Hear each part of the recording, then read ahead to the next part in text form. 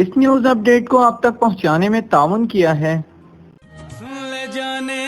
A quality product by Khadim's Milk Foods, Sahiwal. السلام علیکم، آپ دیکھ رہے ہیں کے نیوز چینل انٹرنیشنل۔ یوٹیوب پر ہمارا چینل سبسکرائب کیجئے اور رہیں دنیا بھر کی خبروں سے باخبر۔ لیے چلتے ہیں آپ کو سندھ کے شہر ضلع دادو کی تحصیل جوہی میں۔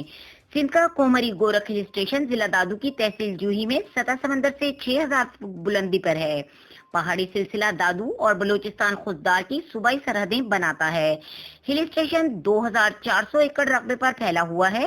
سندھ کا گورکھ ہل اسٹیشن خوبصورتی میں اپنی مثال آپ ہے، جہاں سیاح کھینچے چلے آتے ہیں۔ بلند ترین حسین مقامات سے پرلطف نظاروں کا مزہ ہی اپنا ہے۔